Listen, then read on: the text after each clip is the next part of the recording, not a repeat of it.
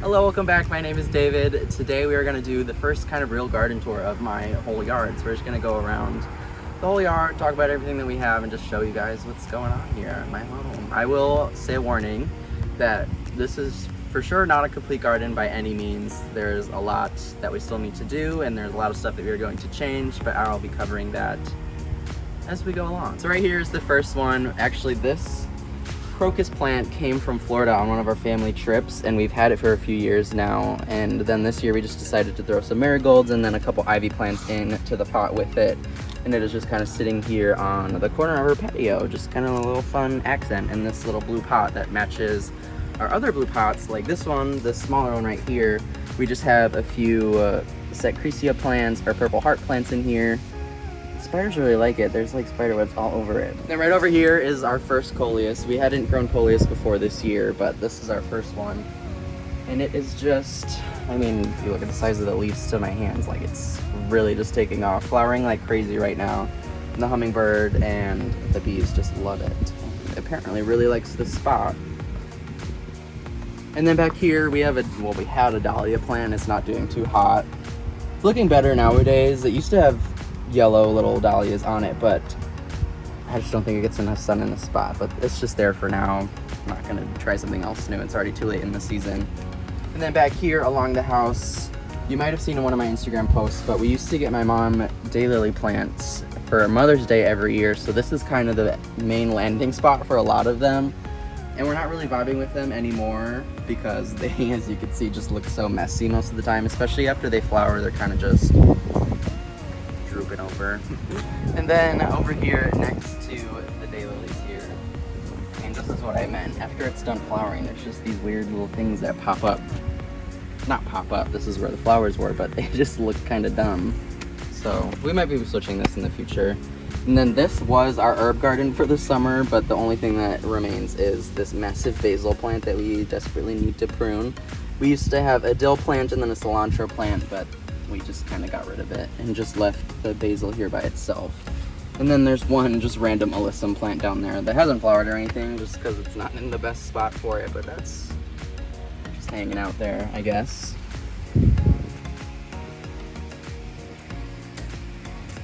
And then over here, just in this pot, it's this really small, very short pot, you can see. So it doesn't hold a lot of dirt, so it dries out super fast. But we have a few spider plants and then one mulberry charm super tunia plant that for some reason is surviving. We just really did not expect it to survive. Not that it looks amazing by any means, but the spider plant is doing better than the ones that we have inside, which is strange because it's normally a house plant, but you could see that it's thriving, I guess.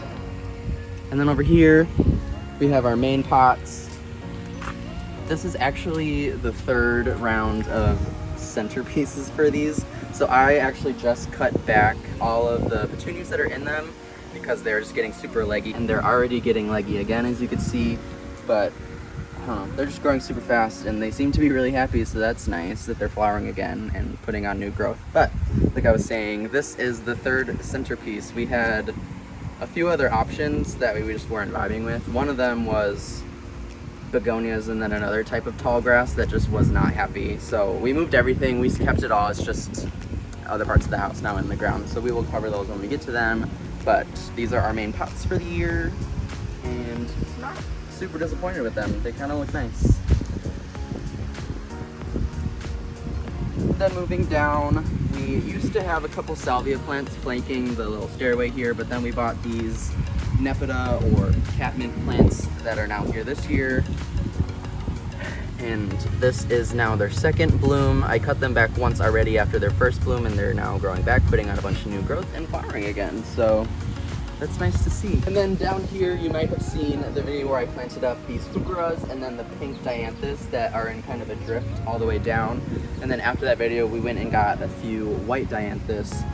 The pink ones say that they're perennials, but then on the tag, for some reason, the white ones said they were annuals, which honestly isn't the worst case scenario because I don't know that I really love them there. But the dianthus and the heucheras are putting on a lot of growth. One of them back there even has a bloom stalk going. But yeah, they're really happy in this spot. And then in front of them, not looking too hard right now, but there's 4 coreopsis plants in there that have flowered like crazy all summer, but now they're kind of just taking a lull right now. And then there are salvia plants in front of it. And this one over here was one of the ones that used to be over there by the stairs. And in the spot that we had it, it never flowered because Roxy, our dog's chain, we hook her up to a chain because we don't trust her when she comes out, but her chain used to drag over it and she would just step on it every year. So it always came up, but it never flowered. So it's definitely a lot happier in the spot now that it's not being stepped on. And then we just have a serviceberry tree right here. The one up front you'll see looks a lot better than this one, but it's a fun little thing, and the birds really like to eat the berries every summer. And then moving this way, you also might have seen another video where I planted this up. So it's kind of all the same. We added a few plants, and then we are trying to grow grass in a lot of the patchy spots, like I said. So that's why it's roped off so the lawnmower people don't cut it, but you'll see a lot of patches in the grass, so just bear with us there. So, like you saw in the video, it's all pretty much the same. We have a few Irish moss up here, and then there's just a lot of impatient plants all around because we just had a bunch. And they kind of got a shock when we put them into the ground at first, and I think that's just a common thing for them to do because ours on the side did the same thing. So they were kind of shocked at first and kind of dropped all their flowers, and now they're just putting on a bunch of new growth. So we imagine that they're going to spread out a lot quicker here now and then start flowering again like some of them already are. And then we have this bird bath back here surrounded by more impatiens, and then we have a few carrots grasses back there, two heuchera or coral bells plants, just like these guacamole coral bell plants right here. And then back behind the tree, we have a couple ayuga plants.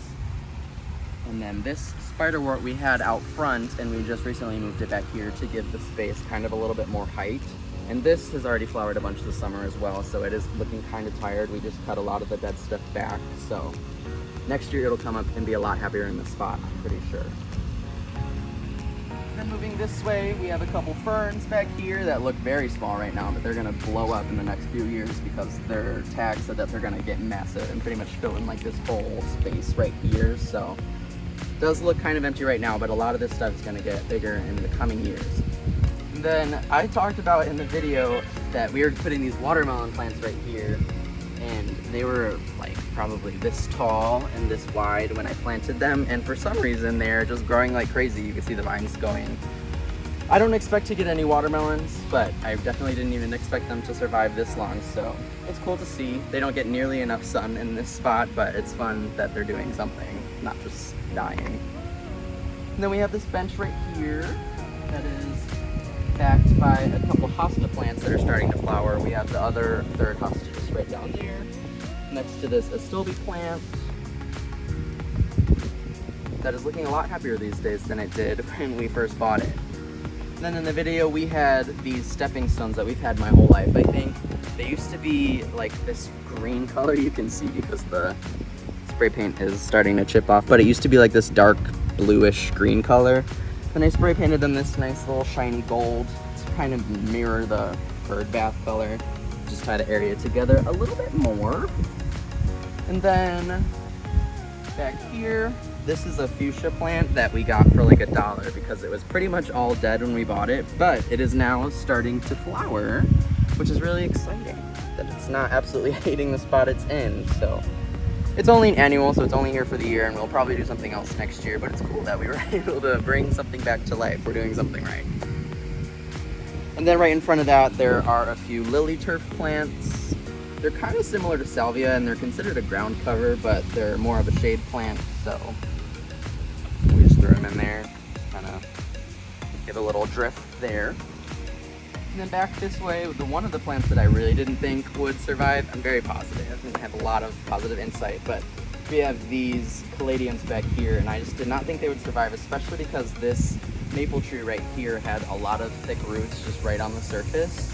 So it was kind of hard to plant them, but they're seeming to do okay, and we're definitely going to dig up the bulbs at the end of the summer and try to grow them again next year, because they're kind of the most striking piece of the whole area, at least at the moment. So very fun stuff there. And then two plants that we just recently added were these two more ferns back here, along with, you know, just the impatiens that were here when I planted. But just a couple more ferns back here, kind of giving more height and trying to fill out the area a little bit more back here. But like I said, the grass, very patchy, so one day that'll change, but we'll see. Then we have this big birch tree right here. It's probably my favorite tree that we have, but it is really annoying because it drops leaves in the summer, and it's done that like 2 times. So that's all the leaves that are in there because there's really never a break in them, but that's okay. And then back in here, again, it's very empty right now. It's a work in progress, but my boyfriend Kevin's mom has so many hostas at her house. And she was nice enough this year to let me dig up a few of hers and bring them to my house because we had no hostas coming into this year. So I dug up half of one of her bushes and then I split it into 4 here. So they are small right now, but I know that they will grow and expand and do big things. And then the hanging basket back there on the shepherd's hook, I just don't even want to talk about. It was from Home Depot. It was like a pre-made one, but one day all of the stuff that was in it just kind of died, so we've been trying to throw just other random stuff in there. We threw a couple of impatient plants and a few other things, and nothing seems to be working. So next year I will be making my own and not buying any pre-made ones, so hold for that. When my parents built this house 20-something years ago, this was these were original to the house. There's 3 Weigela plants right here, and they were probably up to that vent right there in height this summer, but they were just really stringy and like kind of a lot of dead parts in it. So we decided to cut them all back this height to see if that helps them next year or in the coming years, but we'll see. There's a lot of diseases on a lot of them, and we don't really take care of them, so we'll see what happens with that. But they have nice pink flowers when they flower, so that's fun. And then, like I said, in the big pots back on the patio, we had begonias in there at first, but nothing was really working out. So when we switched them, I was like, well, I don't want to just throw them away. So I just kind of planted all of them in the ground here. They're kind of just limping along, but it's better than just getting rid of them, I guess. So that's what's here. And then back this way, we have a hyssop, a sunset hyssop, I think it's called, that is doing absolutely amazing this year. It's like double the size it was last year, and it's another one that our little hummingbird friend really likes. Really pretty. And then back here, we are big clearance plant people. So a few years ago, at the end of the season, Walmart had these boxwoods on sale for $1. So my mom picked up 3. And then, like I was saying, this is a lot of work in progress in this house. So this year we had a plan. We're gonna move that hyssop next spring over closer to the hummingbird feeder so the guy can be closer to it and drink what he needs to drink when he's flying around. And then we have a little coreopsis plant back here that could not look sadder, but somehow it is limping along. So we'll be moving that as well. And then we plan to get more boxwoods like this and do a full hedge around this window and then do like little flowers in front of it. But that's our plan right now, because right now it looks a little questionable, but it'll be changing soon. Then we just have a fountain grass right here that is out of control because they just kind of grow like that. And then I have a few, I started these nasturtiums from seed. I've lost 1, 2, 3, 4, 5, 6, 7 of them so far to the bunny, and then I had behind them a row of zinnia seeds as well. The bunny ate all of them because he's the devil and likes to eat things that don't belong to him. Hi. Welcome. Stop eating things. Thank you. Then this is a hardy geranium that I moved from across the way a few months ago now, I think. It was a couple plants, but when I tried to dig it out, this one came out in one piece and then this one kind of all crumbled. So I was like, I guess I'll just put them all randomly here. But when they flower, they get really leggy and just really like full purple flower blooms just all in here. So it'll be a fun little thing to see next year, I guess, because there's definitely still alive and putting on new growth, but I just don't imagine them flowering again this year. They flowered before I moved them, and I kind of thought they would die, but they seem to be doing okay, so we'll see if they come back next year. But they're like a weed. They come back every year somehow, but can't really complain. It's kind of a good thing, I guess. So we have another fountain grass right here. I think it's a different kind than the one we have over there. because it's a little shorter and it has white variegated leaves, but it's a fun little accent end piece right there.